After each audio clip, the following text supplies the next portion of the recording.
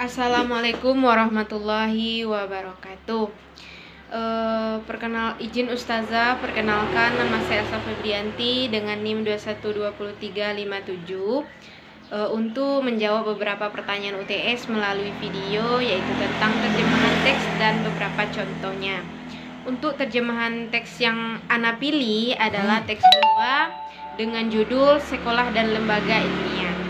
Di masa lalu, masjid tidak hanya dijadikan sebagai tempat ibadah saja, namun juga menjadi tempat bagi umat muslim belajar membaca, menulis Al-Quran, ilmu agama, bahasa, dan lain-lainnya. Kemudian ditunjuklah khatib, pandai tulis baca, untuk menjadi sarana pembelajaran selain masjid, dan dikhususkan untuk mengajari tulis baca Al-Quran dan ilmu lainnya. Khatib tersebut serupa dengan sekolah dasar zaman sekarang. Jumlah mereka dulu juga termasuk banyak, hingga mencapai 300 orang, dan setiap khatib mengayomi ratusan bahkan ribuan murid. Kemudian dibangunlah sekolah sebagai media pembelajaran selain masjid dan khatib, dan sekolah ini serupa dengan pendidikan menengah dan tinggi di zaman sekarang. Dan pendidikan di sekolah tersebut gratis. Pendidikan di dalamnya tidak terbatas pada sekelompok orang saja. Si miskin juga mendapatkan tempat di samping si kaya. Begitu pula anak tajir di samping anak petani dan pengusaha. Pendidikan di sekolah tersebut juga terbagi dua bagian dalam bentuk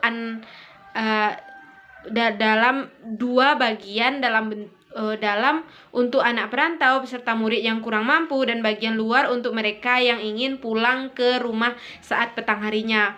Makanan juga disediakan untuk yang tinggal di dalam secara gratis. Di sanalah mereka beribadah, menelaah kitab, dan beristirahat. Oleh sebab itu, seluruh sekolah waktu itu menyediakan masjid, aula belajar, kamar tidur, dapur, dan kamar mandi. Bahkan beberapa sekolah juga menyediakan sarana tambahan seperti tempat olahraga di ruang terbuka. Contoh terbaik dari sekolah-sekolah ini adalah Masjid Raya Al-Azhar.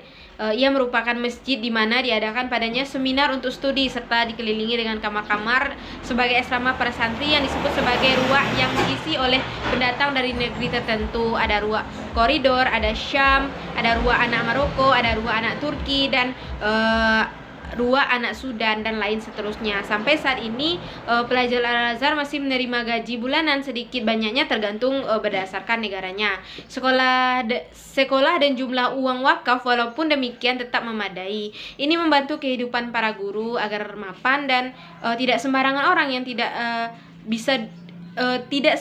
orang yang bisa duduk sebagai guru kecuali sudah diakui oleh para masyaikh alan kesanggupannya. Dan peraturan dulu saat era Islam pertama, guru memperbolehkan santrinya untuk tidak mengikuti halakoh dan membuat halakoh seminar sendiri, dan juga dapat menggantikannya setelah beliau tiada. Sekolah juga terbagi beberapa macam. Ada sekolah untuk mempelajari baca Al-Quran, menghafal, dan mempelajari tafsir. Ada juga sekolah khusus belajar hadis, dan ada pula khusus fikih, dan ini merupakan sekolah terbanyak. Serta juga ada sekolah kedokteran dan sekolah anak yatim.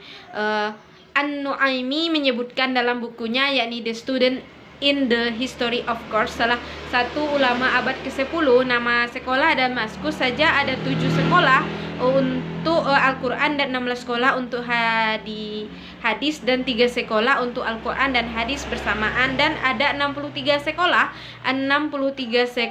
untuk fikih Syafi'i, dan 52 sekolah untuk fikih, dan 4 sekolah untuk mazhab Maliki, dan 11 sekolah untuk mazhab Hambali, belum termasuk sekolah kedokteran dan ilmu-ilmu lainnya. Selanjutnya untuk subjek, yaitu guru, santri,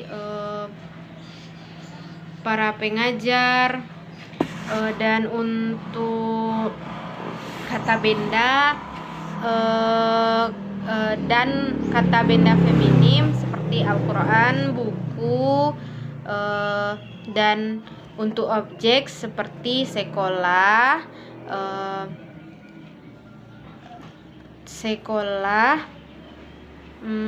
dan Masjid Al-Azhar, dan beberapa tempat sekolah membaca hadis dan Al-Quran.